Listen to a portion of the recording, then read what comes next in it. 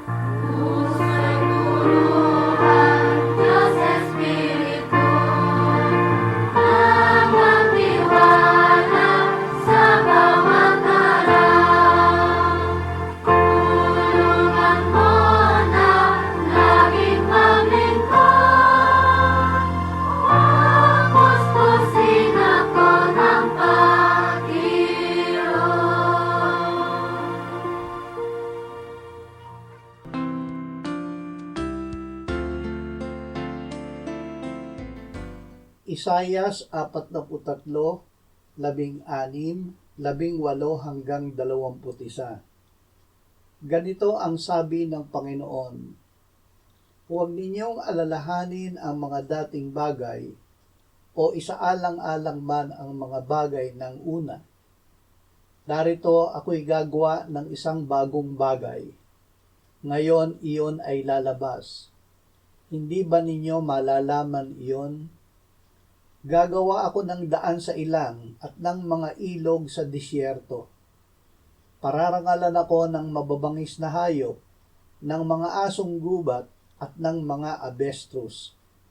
Sapagkat ako'y nagbibigay ng tubig sa ilang at ng mga ilog sa disyerto upang bigyan ng inumin ang pinili kong bayan, ang bayan na aking inanyuan para sa aking sarili, upang kanilang ipahayag ang aking kapurihan. Si Kristo ang bago at buhay na daan.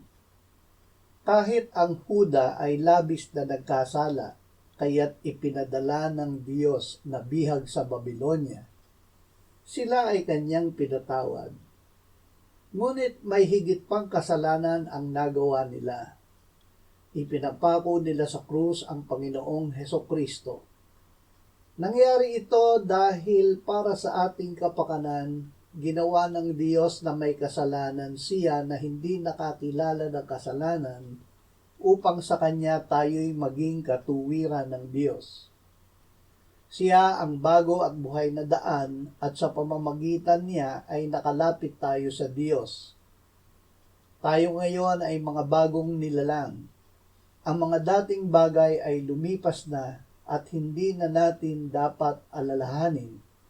Tanging si Kristo ang ating isaalang-alang.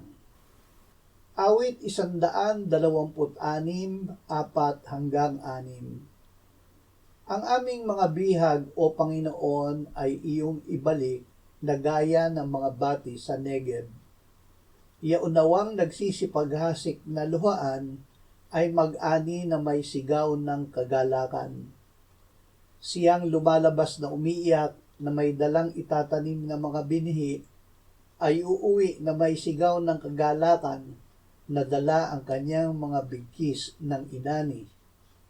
Ibinalik ang tinubos. Sinabi ni Propeta Isaias, at ang mga tinubos ng Panginoon ay babalik at darating na may awitan sa Siyon, at nasa kanilang mga ulo ang walang hanggang kagalakan. Sila'y magtatamo ng kasayahan at kagalakan, at tatakas ang kalungkutan at pagbubuntong hininga. Inawit ng salmista, nang ibalik ng Panginoon ang mga kayamanan ng Siyon, tayo ay gaya ng mga nananaginip. Nang magkagayoy na puno ang ating bibig ng mga tawanan at ang ating dila ng mga awit ng kagalakan, nang magkagayoy sinabi nila sa gitna ng mga bansa, ang Panginoon ay gumawa ng mga dakilang bagay para sa kanila. Ang Panginoon ay gumawa ng mga dakilang bagay para sa atin. Kami ay natutuwa. Pilipos 3:8-11. Alang-alang kay Jesus na Panginoon ko, ay tiniis ko ang kalugihan ng lahat ng mga bagay at inari kong basura lamang upang makamit ko si Kristo. At ako'y matagpuan sa Kanya na walang sarili kong katuwiran na mula sa kautusan, kundi ang katuwiran sa pamamagitan ng pananampalataya kay Kristo, ang katuwirang buhat sa Diyos na batay sa pananampalataya, upang makilala ko siya at ang kapangyarihan ng Kanyang muling pagkabuhay at ang pakikisama sa Kanyang mga kahirapan, na ako'y matulad sa Kanya sa Kanyang kamatayan, upang aking makamit sa anumang paraan ang muling pagkabuhay mula sa mga patay. Magpatuloy sa hinaharap. Hindi bagong relihiyon ang nakamta ng mananampalataya, kundi si Kristo mismo. Hindi katuwiran ng tao ang natanggap niya, kundi ang katuwiran ng Diyos. Ang mananampalataya ay naligtas at pinaupo ng Diyos kasama ni Kristo sa sangkalangitan. Ito ay dahil sa biyaya ng Diyos, hindi sa kanyang sarili. Siya ay dapat na mapagpakumbabang umamin na hindi pa niya nakakamit ang lahat at hindi pa sakdal. Ngunit dapat niyang limutin ang kanyang nakaraan na pinatawad at nilimot na ng Diyos at bilang bagong nilalang ay magpatuloy sa hinaharap tungo sa layunin ng Diyos para sa kanya dahil siya ay itinalaga ng Diyos na maging katulad ng kanyang anak, tinawag, itinuring na ganap at niluwalhati ng Diyos kasama ng kanyang anak. Lucas 20:17-19. Tumingin si Jesus sa kanila at sinabi, "Ano nga itong nasusulat? Ang batong itinakwil ng mga tagapagtayo ay siyang naging batong panulok. Ang bawat mahulog sa ibabaw ng batong ito ay magkakadurog-durog at dudurugin ito ang sinumang mabagsakan ito. Pinagsikapan siyang pagbuhatan ng kamay sa oras na iyon ng mga eskriba at ng mga punong pari, sapagkat nahalata nila na sinabi niya ang talinghagang ito laban sa kanila, subalit sila'y natakot sa taong bayan." Ang batong itinakwil. Inilahad ng Panginoong Hesus ang talinghaga ng mga magsasakang pinagkatiwalaan ng ubasan na nanakit sa unang 3 isinugo at pumatay sa anak na huling isinugo ng may-ari ng ubasan. Natural na puksain ng may-ari ang mga magsasakang ito at ibigay ang ubasan sa iba. Ngunit itinanong ng Panginoong Hesus, "Ano nga itong nasusulat? Ang batong itinakwil ng mga tagapagtayo ay siyang naging panulok." Ito ang sagot ng Espiritu Santo sa pamamagitan ni Pedro matapos na ang Panginoong Hesus ay muling nabuhay. Itong si Jesus, ang bato na itinakwil ninyong mga tagapagtayo, ang siyang naging batong panulukan. Walang kaligtasan sa kanino paman, sapagat walang ibang pangalan sa ilalim ng langit na ibinigay sa mga tao na ating ikaliligtas. Ang batong panulukan.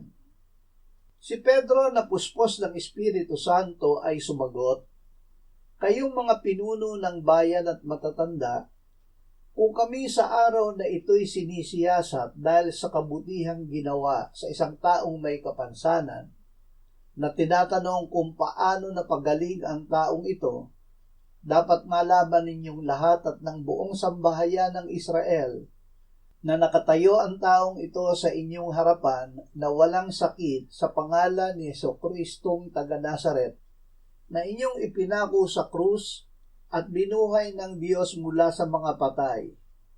Itong si Jesus, ang bato na itinakwil ninyong mga tagapagtayo, ang siyang naging batong panulukan. Walang kaligtasan sa kanino paman, sapagat walang ibang pangalan sa ilalim ng langit na ibinigay sa mga tao na ating ikaliligtas."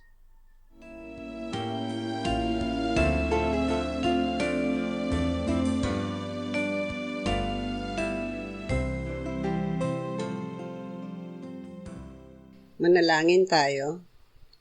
Panginoong Hesus, sinabi mo, malibang kainin ninyo ang laman ng anak ng tao at inumin ang kanyang dugo, kayo ay walang buhay sa inyo.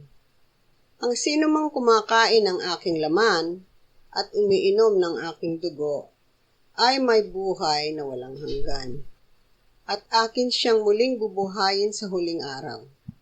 Sapagkat ang aking laman ay tunay na pagkain at ang aking dugo ay tunay na inumin. Siya na kumakain ng aking laman at umiinom ng aking dugo ay nananahan sa akin at ako sa kanya. Kung paanong buhay ang Ama na nagsugo sa akin at ako ay nabubuhay sa pamamagitan ng Ama, gayon din siya na kumakain sa akin, siya man ay mabubuhay sa pamamagitan ko. Panginoong Hesus, aming tagapagligtas, Tinatanggap ka namin sa oras na ito bilang aming tinapay ng buhay.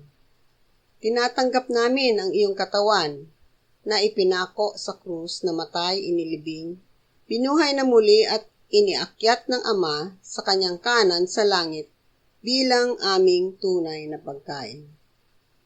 Tinatanggap namin ang iyong dugo na nabuhos sa ikapagpapatawad ng aming kasalanan bilang aming tunay na inumin. Manahan ka at mabuhay ka sa amin upang kami ay mamuhay sa pamamagitan mo kung paanong ikaw ay namuhay sa pamamagitan ng Ama. Salamat Ama, salamat dahil kay Kristo. Kami ngayon ay nakapamumuhay kasama mo kaisa ng Espiritu Santo. Sa iyo ang lahat ng kaluwalhatian ngayon at magpakailanman. Amen.